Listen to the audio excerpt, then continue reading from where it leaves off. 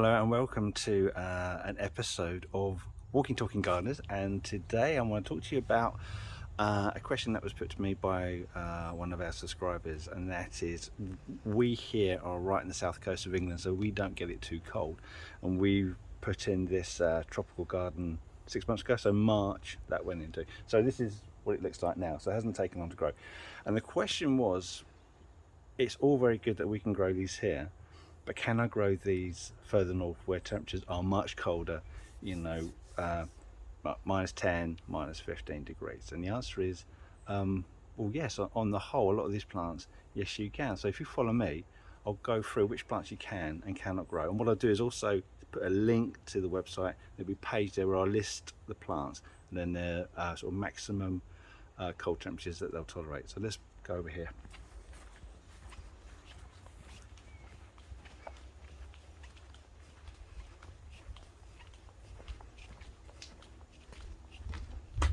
So I'm going to start off with Musa Mazdu, which is the hardest of the bananas that you can grow.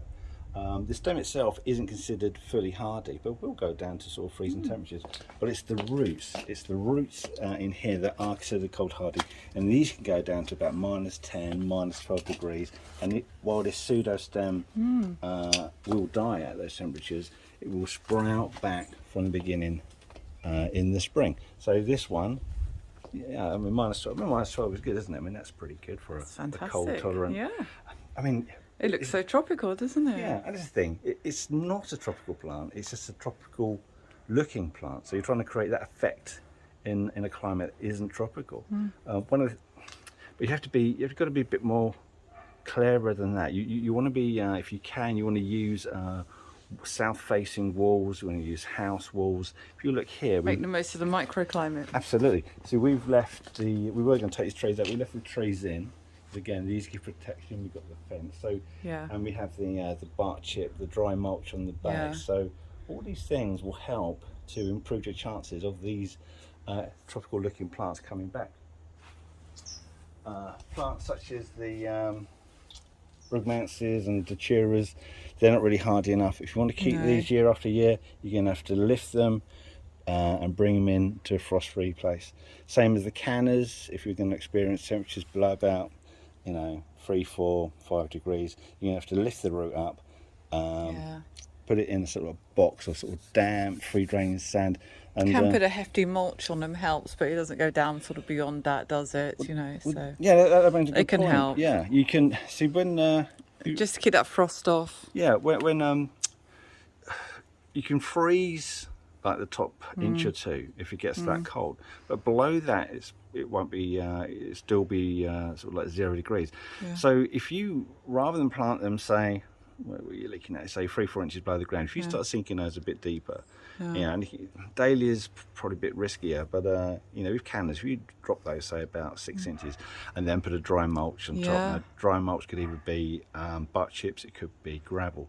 Then it gives you that extra layer of protection. Yeah, just that bit of protection for that frost, and that just gives you a couple of inches extra. Yeah, so extra protection. So can make a difference. Yeah, cultural practices can improve the chances of these plants surviving much lower temperatures. The large leaf hostas, these are pretty good. These will again go down to about minus 12 degrees. And again, if you're a little bit concerned, then dry mulch on top. It's not a problem at all.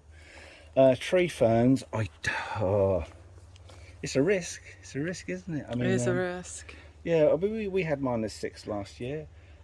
If they're properly, in the winter. I think if it goes below minus 10, you're going to lose them. I think. Yeah. If it's getting that cold. I mean, you look at sort of like Weasley. What they'll do is they'll create a cage around it, backfill that with straw. Yeah. I mean, it's properly packed out as well. It's not just a small effort. It's not built horticulturally. Almost like a metre by metre. Yeah, it is enormous. They do a whole stand of tree ferns, and there's something similar with the bananas actually. But we were wondering why they felt that they needed to with the bananas. But you probably go just to keep the stem still. But if you go down to, I suppose there's such a big stand, they want to give them that head start when they unwrap them. Seems to work. Seems to work really well. But really thick foot of insulation, a straw all the way around. It seems to be the the way forward. So yeah. I mean, any sort of frost, level of frost, I would put in sun protection to protect the crown. Yeah. If it goes to sort of like -4, -5, -6, then I would tie all these in and then wrap the whole lot. But you want to keep these leaves in as good condition as possible for the following year, because then that helps produce the new growth. They start to unfurl, doesn't it? To have something, the energy there for them to use is, Yeah, absolutely. And helps bring the new ones along. Yeah, absolutely. Because these are like big batteries. You know, if you haven't got the green, the chlorophyll in it to produce the energy for the new growth, then it's not going to produce new growth. But anything lower than, say, -3, -4, you need to wrap it up and protect this top end of the crown. Yeah. Right, so we've got tetrapanax. I would, they can, again, we don't really, -5, -6, we don't really protect these, we just leave them. Protect these at all. I mean, to be fair, they just sucker up like a weed. So they're really, really, really hardy, and they'll come up every year, and more come through. So it's so prolific, so fast growing that we've had no issue to protect it at all. We've got tobacco plants, which give a really good kind of exotic look. These are great. I mean, these look fantastic, the flowers on those. Yeah, they will grow from seed to a flowering plant in a year. So you don't really need to, I just grow them as an annual. Just start them off in a greenhouse if you want to, give them that head start, put them in. I mean, absolutely, they look fantastic. Yeah, and down here we've got Formium. Again, -12. You don't really need to do a lot with these. Really tough. Give it a really lovely look. And we've got Cosmea here. Again, you know, if you're worried, plant them a bit deeper, but they'll take -12 and a wee bit lower. Yeah. Fascias, they can start being a bit funny once you start getting too cold, but quite often they will come back from the root or back from the stem. But you know, they can get a bit stunted, can't they? Yeah, but fleece them. If you're going below -5, put fleece over them. I mean, not just fleece. I mean, we've seen as we go around, and what you have on many of the old walled gardens is they'll build cold frames coming off the walls, or anyway, just to sort of create that microclimate, get it looking, get it a bit warmer, a little bit of protection, isn't it? So if you going down that cold, just start to think about protecting them, and that's just, you know, to keep the cold winds off, to keep the frost off, just keep that warm air in there a little bit better, like you would insulate your house. Start to insulate your plants in your garden. I mean, just in this part of the garden where we've got the canopy of the trees, you got the fence panel. You know, it does feel a lot more protected, and it will help protect even when the leaves aren't here. But then you could, if you're planting or designing one from scratch, then consider using evergreen trees like eucalyptus are always a popular choice.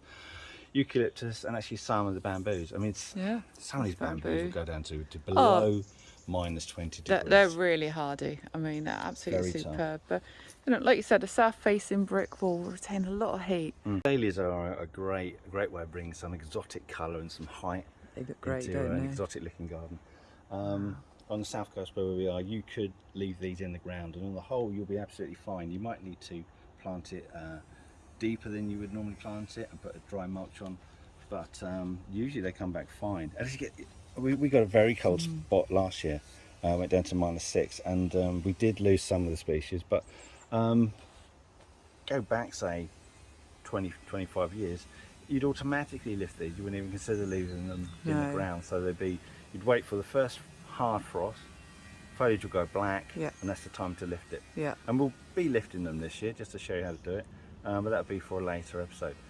An interesting plant, which certainly can do really well, are the agaves. This particular form isn't hugely hardy, so I really won't leave this out, but the traditional ones that you tend to find, the Americana and Americana variegata. Variegata one, isn't it? The stripy one looks amazing. They're tough plants. We've seen them. I've seen them around here in sort of Hastings and places like where they've protected people's front gardens. So maybe where they have a small garden surrounded by a low wall. I've seen them thrive in those situations. Needs to be massive specimens. Needs to be free draining. Needs to be in full sun, protected.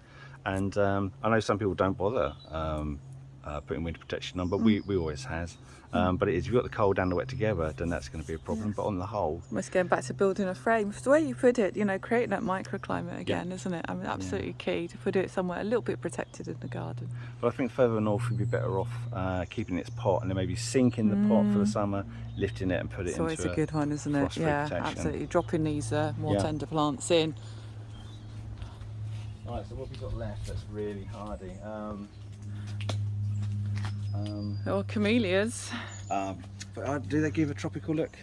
Yeah, I mean, they've got really lovely red flowers on these ones. Absolutely stunning, I think. And we found really for the tropical effect, if you have red plants, orange and yellows, they get a really fiery effect. And this camellia, when it's in flower, gives that effect. I'll tell you what, I'll show you this one. This is a glory lily. Oh, this is lovely. Yeah, but there you go, got one flower left. Now we can't keep these out outside where we are. It just gets too cold, so they're always in the pot. But you just need to come the autumn, empty the pot. Once these die back, empty the pot, take the roots out, store them indoors, somewhere dry. This is a great. That's been a great plant actually, and to add a little bit of height in a border, have it on some obelisk like that, really makes a sort of just a bit of a showstopper, really. Gives you a bit of height, unusual colour, talking point, really. Yeah. So I think we kind of covered. I mean, you've got Arundo Donax, but I don't think that's really going to. I think you'd have to lift this, and it's going to be too cold. But on the whole, I think we pointed out quite have another few. form room over there. Yeah. Yeah, So. a good 80% of the plants that we're growing here, you'd be able to grow far further north. Yeah. Much colder temperatures. Like I say, I'll leave a list of what we've spoken about and some other plants and the minimum cold temperatures. So you're just looking at deeper planting, dry mulches, using microclimates, south-facing walls. So a lot of it is siting. And if you've got any further questions or anything really you want to talk to us about, then leave a comment in the comments section.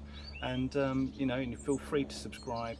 That way you can support this channel, and also you get notified of all our future videos. Thank you very much for watching, and goodbye. Well, listen here, my man. What can you tell me about this Metasequoia glyptostroboides? What do you do if you haven't got a clue? Watch Walking Talking Gardeners. La la la la la la la, blah blah blah blah blah blah blah. We know everything you don't. So blah blah dee ma walla baby do. Walking Talking Gardeners.